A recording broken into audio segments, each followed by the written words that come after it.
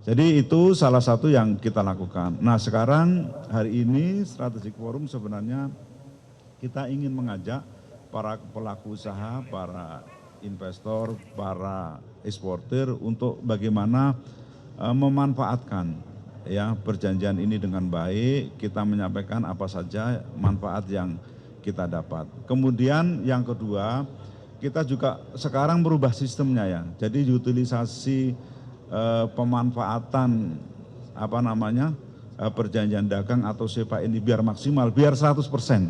Ya, biar 100%, maka sekarang kita sudah mulai mengerjakan penerbitan SKA preferensi itu menjadi otomatis.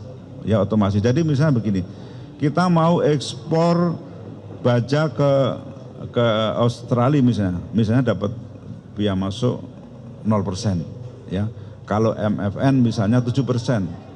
Jadi pengusaha itu nggak usah nanya kita dapat berapa, nggak, otomatis di SKA-nya kita terbitkan yang 0%. Ya, jadi itu kan masalah administrasi. Sehingga dengan demikian maka semua fasilitas seperti tarif itu udah otomatis maka akan mendapatkan yang terendah. Itu dibuat otomatis. Jadi pengusaha pun nanti tahu-taunya oh tarifnya sekarang segini gitu. Nah, karena banyak juga pengusaha kan tidak tahu. Selama ini banyak yang ngerti, makanya kita lakukan sosialisasi. Nah, sekarang sosialisasinya yang kita lakukan adalah sosialisasi kepada para pelaku usaha, apa sih komoditas yang kita perjanjikan, kemudian apa yang kita perjanjikan. Tetapi secara administrasi kami minta kita yang menyelesaikan, ya jangan sampai administrasi itu menjadi beban pelaku usaha, tetapi pemerintah harus bisa menyelesaikan dengan baik sehingga nanti semua berlaku secara otomatis. Ya, sekarang proses penerbitannya udah otomatis, dari dulu udah otomatis. Cuman maksud saya untuk mendapatkan preferensi yang 0% itu sekarang juga harus otomatis. Ya, jadi kalau Mbak E mau ekspor ke Kanada ya udah otomatis dapat yang paling rendah. Paling rendah itu udah otomatis keluar. Jadi nggak usah harus milih-milih.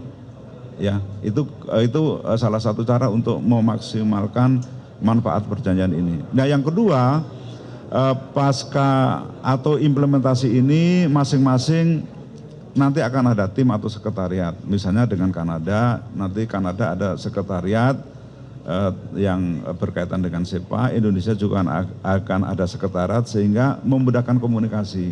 Kalau kita ingin misalnya ada masalah ya terkait dengan implementasi, kita sudah ada kontak personnya dengan siapa, sekretariatnya ada. Demikian juga kalau Kanada mungkin ingin investasi atau ekspor atau ada masalah apapun dengan SEPA, maka mudah berkomunikasi. Ya, itu yang kita lakukan. Mudah-mudahan ini menjadi memudahkan ya pengusaha dengan pengusaha Kanada atau Eropa dalam melakukan bisnis. Jadi jangan sampai beban-beban administrasi itu menghambat mereka untuk meningkatkan ekspor. Saya kira begitu ya yang sama.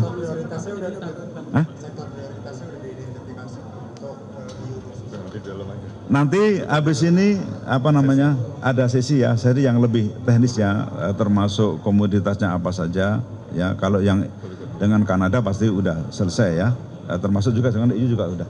Kalau yang enggak komoditas yang enggak nol, ada yang nol, ada yang enggak. Tapi nanti kita diskusikan. Jadi ada yang kan banyak itu ratusan, jadi saya nggak perlu satu, karena ratusan ya. Eurasia. Jadi kalau EU Indonesia Kanada kan ratifikasinya kita harapkan pertengahan tahun depan selesai. Nah, kita kalau bisa nanti yang EU itu akhir tahun, maka tahun depan juga kita harapkan selesai. Ya kita pokoknya secepatnya ya, kita melakukan yang terbaik ya. Jadi karena kan harus koordinasi dan perlu waktu juga. Tapi mudah-mudahan dua-duanya kalau bisa pertengahan ya lebih bagus. Ya gitu ya. Apa? Oh Atika, belum ya? Belum. Download Metro TV Extend sekarang.